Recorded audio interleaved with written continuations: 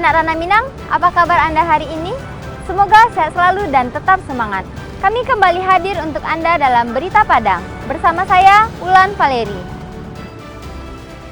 Sejumlah informasi menarik telah kami siapkan untuk Anda. Berikut 3 berita utama hari ini. Ratusan warga meninggal dan lebih dari 100.000 lainnya terdampak akibat bencana hidrometeorologi yang melanda Sumatera Barat. Akses jalan darat terputus. Helikopter antar bantuan bencana ke Salareh Ayah Agam. Usai bencana hidrometeorologi yang melanda Sumatera Barat, harga sembako di Pasar Tabing Padang naik 2 kali lipat.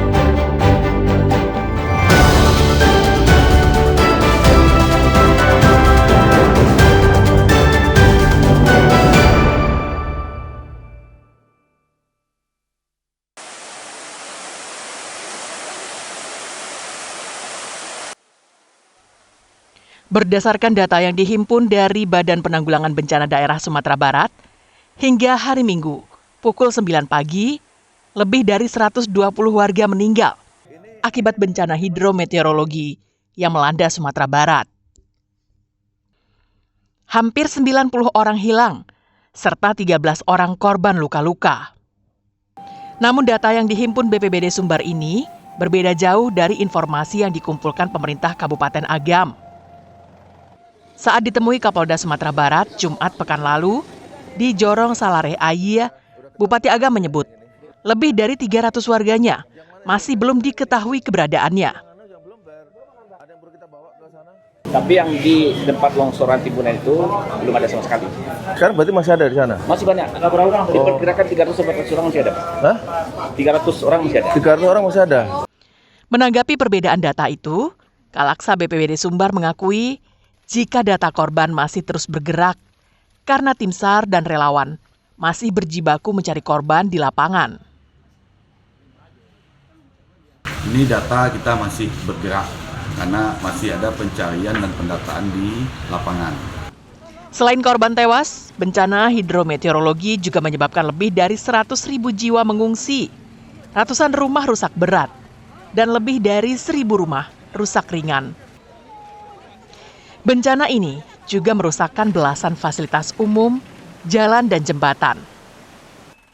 Sabtu pekan lalu, Polda Sumbar mengirimkan bantuan kepada para korban bencana banjir dan tanah longsor ke 5 daerah yang terdampak parah, yakni ke Padang, Agam, Tanah Datar, Kota Solo, dan Padang Pariaman. Bantuan yang dikirimkan berupa makanan cepat saji, mie instan, gula, beras, air mineral, obat-obatan, peralatan sekolah, selimut, dan kebutuhan mendasar lainnya. Tapi yang menjadi prioritas karena di sana banyak saudara-saudara yang lebih membutuhkan. Jadi satu di Kota Padang, kemudian di Agam, kemudian di Tanah Datar, kemudian di Solo Kota, dan di Padang Pariaman. Ada 5, dan tentunya itu tadi ada beberapa bahan, itu kita bagi secara proporsional. Saat ini, tercatat 16 kabupaten dan kota di Sumatera Barat yang terdampak bencana hidrometeorologi. Pemerintah Provinsi Sumatera Barat juga telah menetapkan masa tanggap darurat selama 14 hari ke depan. Alfi dan Johardio Anse melaporkan dari Padang.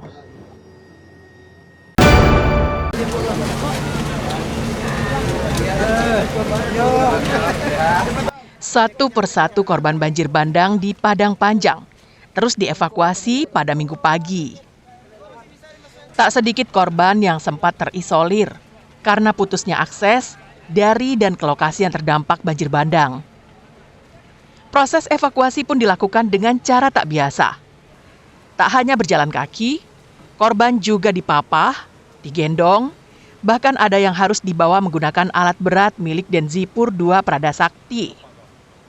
Tak sampai di situ, korban yang meninggal juga harus dijemput menggunakan teknik evakuasi penyeberangan menggunakan tali. Tak ada kendala dalam proses evakuasi. Namun banyaknya warga yang menonton maupun yang mencari anggota keluarganya yang hilang, cukup mengganggu proses evakuasi. Dandim 0307 Tanah Datar meminta warga untuk mempercayakan proses pencarian kepada tim yang telah dipersiapkan. Saat ini kami melaksanakan pembersihan dengan material yang ada, rata-rata berupa batu dan lumpur. Untuk kendala yang kita hadapi sementara ini tidak ada. Mungkin kami menghimbau kepada seluruh masyarakat, percayakan kepada kami dalam evakuasi korban. Kami mengharap pada seluruh masyarakat jangan ada yang mendekat ke daerah bahaya, walaupun itu alasannya untuk mencari sanak saudara. Proses pengenyahan material banjir bandang dan proses pencarian korban masih terus dilakukan. Selain tim dari Sumatera Barat, tim SAR gabungan juga diperkuat dari Basarnas Pekanbaru dan Jambi. Sri Purnama melaporkan dari Padang Panjang.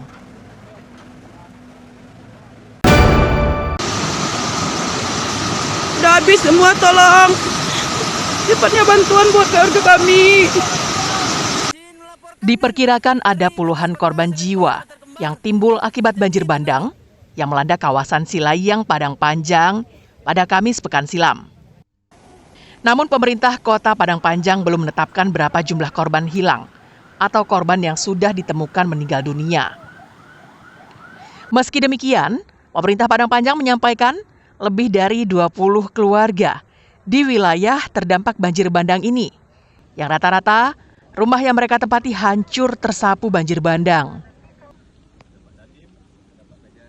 Jadi korban sampai detik ini belum bisa kami pastikan berapa, yang jelas itu per jamnya itu selalu kami data terus, karena di Silayang ini, khususnya di Jembatan Kamba ini, itu banyak rumah yang terbawa oleh lumpur.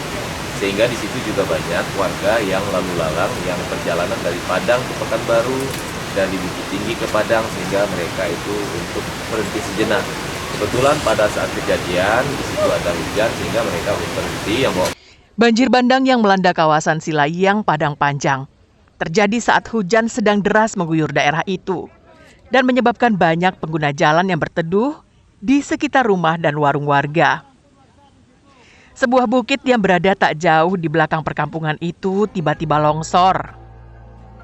Material longsor itu masuk ke sungai yang mengalir tepat di bawahnya. Akibatnya bisa ditebak, sungai itu pun meluap dan menimbulkan banjir bandang. Dalam sekejap, rumah dan warga yang ada di lokasi pun disapu banjir bandang. Menurut Dandim 0307 Tanah Datar, selain warga yang bermukim di batas Kota Padang Panjang Tanah Datar, serta pengendara yang berteduh di lokasi kejadian, 3 anggota TNI yang sedang bertugas juga ikut menjadi korban. Betul, kebetulan memang sebelum kejadian saya sempat meninjau lokasi dan dilaporkan di lapangan tadi ada 3 orang anggota TNI yang sampai dengan sekarang statusnya masih simpang siur. Namun masih ada info ada 2 jenazah yang sudah ditemukan, namun belum dipastikan bahwa itu adalah anggota kami. Kota Padang Panjang sendiri telah menetapkan masa tanggap darurat selama 14 hari, sejak tanggal 27 November hingga tanggal 11 Desember mendatang. Sementara itu, kegiatan belajar mengajar di sekolah diganti menjadi daring. Sri Purnama melaporkan dari Padang Panjang.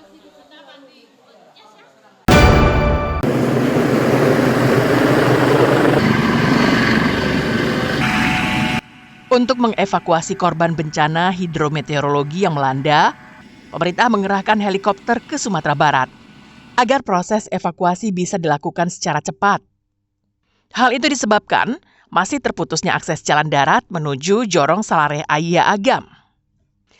Dalam pantauan pesawat nirawak milik Kantor Pencarian dan Pertolongan Kelas A Padang, terlihat rumah yang rusak parah diterjang bencana hidrometeorologi yang terjadi pada Kamis pekan lalu. Saking dahsyatnya bencana itu, 1 jorong yang dihuni ratusan jiwa lenyap dilanda air bah. Bahkan ada daerah yang terisolasi dan hingga kini belum bisa diakses oleh siapapun. Basarnas mengerahkan sebuah helikopter untuk mengevakuasi 8 korban di Salareh Ayia ke Rumah Sakit Umum Daerah Lubuk Basung untuk penanganan medis lebih lanjut. Kondisi ke-8 korban itu mengalami luka-luka saat ditemukan tim SAR gabungan. Sementara itu, hingga kini, terdata masih ada 300 korban yang belum ditemukan di Agam dan masih dalam pencarian. Selain Basarnas, helikopter TNI yang dikerahkan untuk memasok logistik ke daerah bencana. Pulangnya juga membawa korban tewas yang identitasnya tidak diketahui, yang akan diidentifikasi oleh petugas di Rumah Sakit Bayangkara Polda Sumbar di Padang.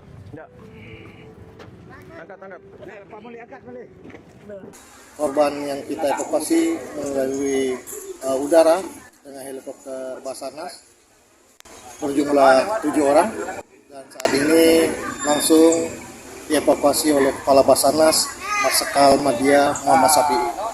Basarnas saat ini fokus mencari korban banjir bandang dan tanah longsor yang menerjang Kecamatan Palembayan yang menyebabkan banyaknya korban hilang.